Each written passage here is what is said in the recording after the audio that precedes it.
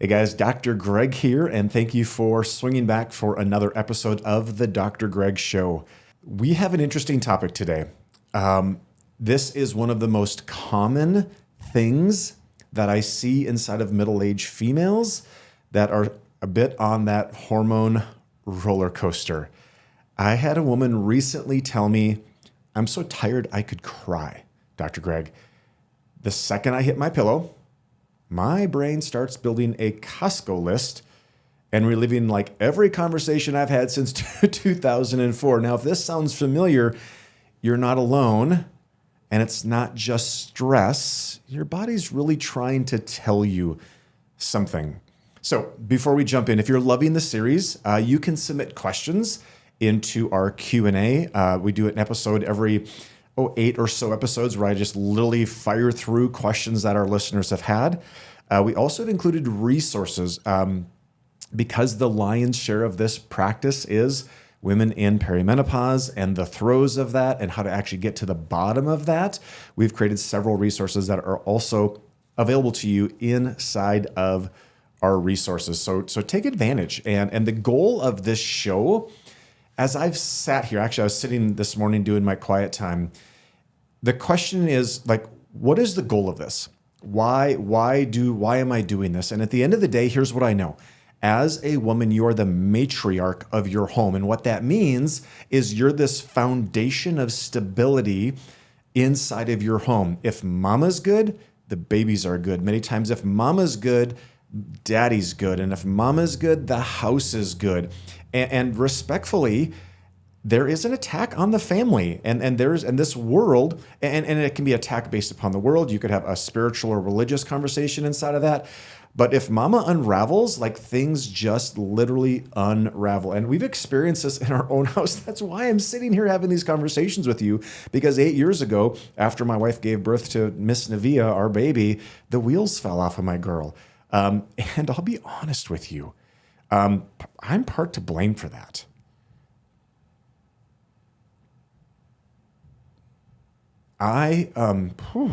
Fantastic, Dr. Greg.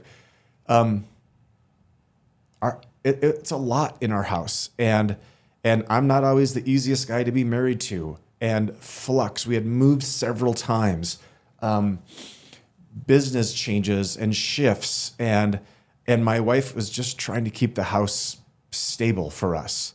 I mean, we literally moved in a very short period of time, I think 7 times. And that's a lot. That's a lot to keep going. That's a lot to handle.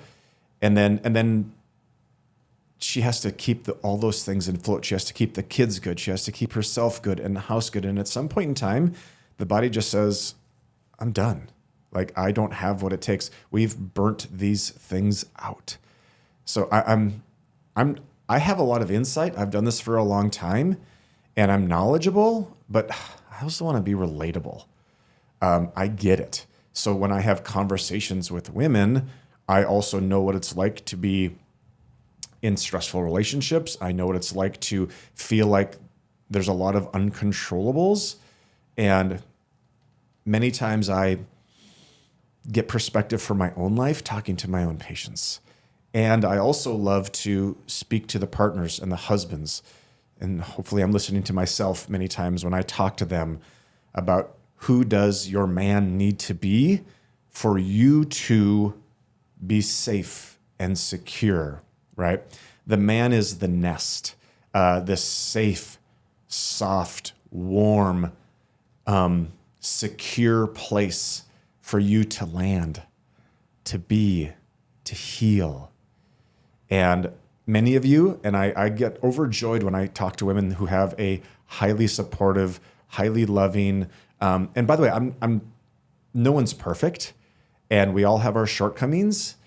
And as long as we understand the role and who we can be for our ladies, man, there's just so much to it. So here's what I want to say. This is not an uncommon conversation. Dr. Greg, my labs look perfect. I sleep horrible. I wake up between 1 and 3 o'clock every night like clockwork. I went to my doctor. They just assumed it was anxiety. And And I actually tried some of the medication. I think it kind of helped, but I just in my heart of hearts, it didn't feel like we were getting to the bottom of what was going on. And man, I just think there's something more. So in those cases, we run labs, and many times we see progesterone in the tank. We see cortisol dysregulation. And what I mean by that is really high cortisol or really low cortisol can impact the body in very similar ways. And then we see things like insulin resistance and blood sugar crashes. So I'm going to swing back to this here in a little bit. Now, here's the thing I want to tell you right off the bat. You're not lazy. You're not broken. You're not imagining it. These things are so real. You might say, I can't fall asleep. I can fall asleep, but I wake up at like 1 to 3 a.m. My mind races at bedtime. Sometimes I feel amped or panicky when I do wake up. I feel like my sleep is really light and not restorative. And sometimes in the morning, I kind of feel like I'm almost like hungover and I didn't even drink. Like I just have this crazy foggy brain thing going on. So I want to make sense of some of that today. And again, if questions pop up, plop them in the questions, comments. We want to be able to circle back to you. So let's dive into some of the education. Progesterone. It is one of two hormones consistently that fall off the cliff in perimenopause. Progesterone is your brake pedal, ladies. It is the hormone that is dominant in the second half of your cycle. So from the time you ovulate until you menstruate, progesterone is supposed to be at its greatest level. And it is supposed to give you a calming, grounding, supportive sense. When it drops, sleep becomes fragile. Here's a piece of research. This is Sleep Medicine Reviews. It says studies show decreased progesterone is associated with increased sleep disturbances and reduced slow wave sleep in midlife women. So if you're like, holy Toledo, it's actually in the research, you're right, it is. And then there's this cortisol rhythm. Okay, so little cortisol education. Cortisol should be at a mid-peak when you wake up. Within 30 minutes, it should raise between like 80 and 150%. And then over the course of the day, it should slowly drop off so that when it's bedtime, your cortisol is nice and low, melatonin's starting to rise, and your body's like, let's crash, let's go get deep restorative sleep. What can happen is women either make too much total cortisol throughout the day or not enough cortisol, or we can see this rise of cortisol at the end of the day when it's time for bed. And that can be, your body thinks it's bedtime, but your brain thinks it's problem solving time. And in some women, this is my wife even at times, like she's productive at night. She gets a lot of work done when the kids go to bed, and that can be her time. And what that can even do is even force cortisol to come up because she's asking for like higher brain function properties. Okay. So think about that. Blood sugar crashes. Middle of the night waking is often linked to glucose dropping. And I'm just like, this is real, ladies. Like this is in my own house. This is Dr. Greg's house. How could Dr. Greg have this stuff happen in his own house? Well, I believe that God allowed this to happen in my house so that I could have empathy and understanding and go back to college and figure out how to help not just my bride, but literally brides around the world. There was a period of time where my wife wore a continuous glucose monitor, and most nights when we didn't really understand the whole, like her glucose rhythm, most nights her alarm on her phone linked to her continuous glucose monitor would go off at 2 a.m. because her blood sugars were too low. What does that do to sleep? Smokes it, okay?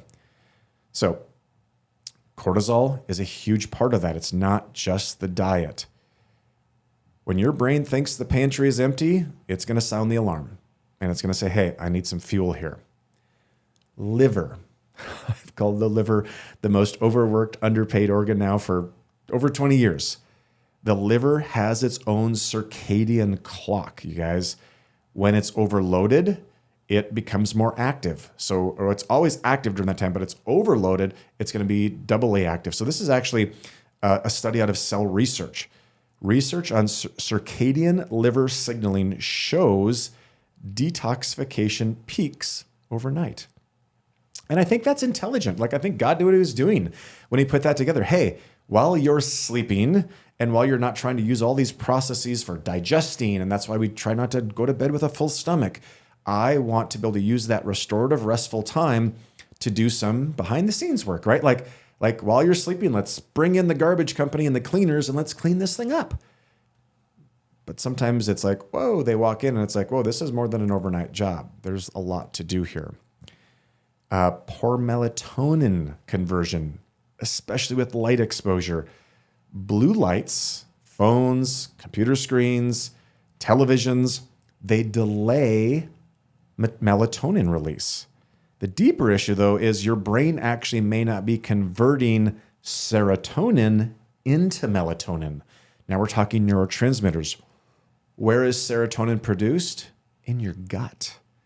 So if the gut is off, then it inhibits the ability of the production of the neurotransmitters, and then you don't even have enough serotonin. If you don't have enough serotonin, then you can't make enough melatonin.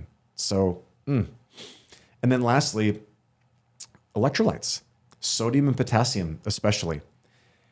When I look at blood labs, and it's on the comprehensive metabolic profile, I look at sodium and potassium, and there's actual correlations of those and adrenal stress components.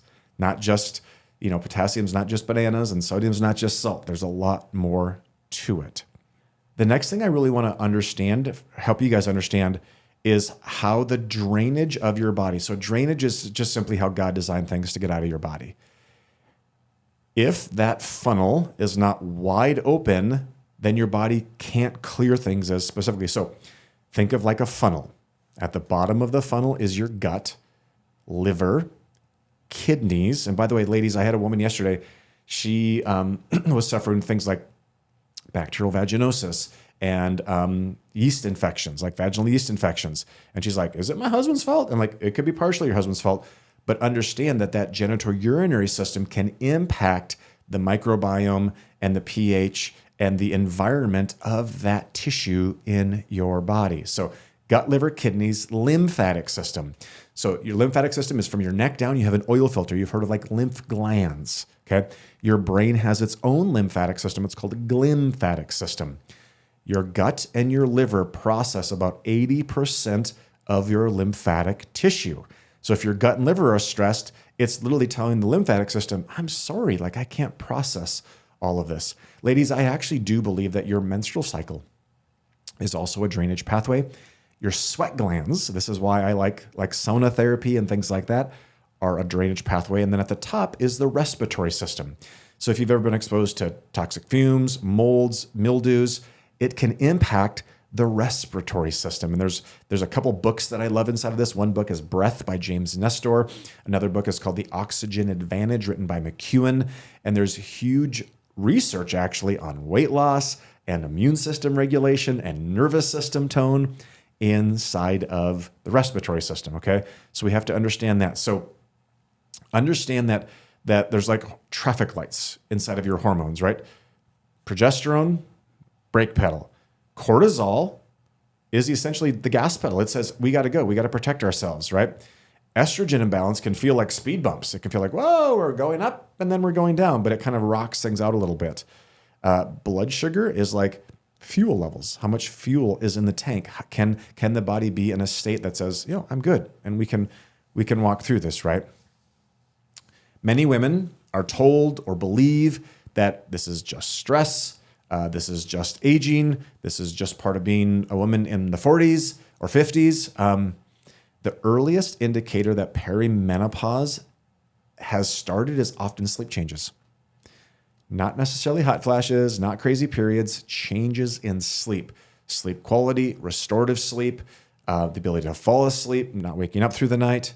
Your sleep is one of the first hormones, and really sleep is not a hormone, but there's a bunch of hormones inside of that to fall apart, but it's also one of the last ones to fully repair. So when we work with patients, sleep is a keystone. You don't heal unless you're sleeping well. So let's talk about some educational, practical tools inside of here. So number one, stabilizing your blood sugar before bed.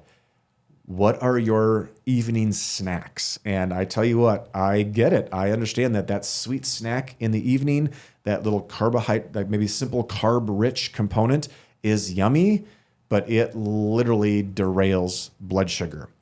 Melatonin, so now we're talking lights and screens. Oof, how many of us are on our cell phones or watching the television? Are we honoring that restorative period at least 90 minutes before we go to bed? Are we off of screens? Are we allowing our bodies to wind down? So what is that wind down rhythm? Early in the day sunlight. God designed our ability to tap into this circadian rhythm. So right now in Minnesota, it's like 5 degrees outside. It's cold. So you're not going to go get a bunch of vitamin D, but you know what? The sun comes up in the morning. So are you getting first morning sunlight into your eyes? Are you allowing God's sun to understand and bring up that early morning circadian component? Supporting liver and detox pathways. Like what do those things do? How do I open those aspects up? Do I use things like a sauna or castor oil? And there's more advanced tools or products inside of that. And then pay attention to cycle timing. Talked to a patient yesterday. I'm like, do you happen to notice like the week before your menstrual cycle that things like you feel a little bit edgy or irritated? And she's like, yeah, I actually do. Emotional too. Yep. So there's other signs there that can get aspects. So going back to the original conversation, right? So remember that person that was not sleeping and their labs were normal, but we actually uncovered other aspects in the lab. We addressed root causes. And that's what we do in this practice. We're not here to give you a bunch of Band-Aids. And by the way, the goal of this podcast is not to make you become a patient. Now, we've written a book. It's called Power Over Perimenopause. It comes out in March of 2026. So if it's before then, you can pre-order it. There's a link in the show notes. Or if it's after, it is literally the playbook that we use inside of this practice to help women's bodies go back to the way that God designed them. So we went to the root cause, sleep normalized for this lady. So did her energy, her anxiousness dropped, and her mornings were amazing. So key takeaways. Poor sleep in midlife is not random. It's hormonal and physiological. Progesterone, cortisol, and blood sugar, and the liver and the gut and the rest of the drainage pathways play major roles inside of this. All root causes can be identified and they can be fixed. You just have to understand how to test, what to test, and what to do with the test. And really, sleep is a vital sign. When it collapses, your body's literally waving a flag. If this episode hits home for you, and if it does, like, great. What are the steps? What are the things that you're committed to doing? What are the ways that you can look around and understand what's going on in my world? Where are we at? So again, if you have questions or you'd like me to answer a question on an upcoming podcast, please put it in the comments. If you're interested in working with us or getting a hold of our book, there's also links to that inside of the show notes. It's an honor. I am here in front of this camera because I truly know that there are literally millions of women right now around the world that are like, what is going on with my body? I've been to my doctor. This isn't making sense. I feel like I'm out of control. I feel like I turned a left onto a good old country road that I don't like that I'm on it. I have an idea of where it's going if I stay on it, but I don't know how to get off of it. And that's my heart. That's why years ago when I was going through like some identity work for myself, I was like, God, why am I here? What is your role for me? And I do believe that God said, Greg, I've created you to be a revealer of people's potential. And what I want you to know if you're listening to this is your potential is to, John 10:10 says, I have come to give you life and life to the fullest. And that is really the goal of what my job is, my calling, my heart's cry that I'll do for the next decades and decades and decades is to reveal your potential, to reveal your birthright of vibrant, empowered, vital life. All right, ladies and gentlemen, whoever's listening to this, it's a pleasure. I love you dearly. Again, if you have comments, put them in the show notes. Stay tuned for our next episode.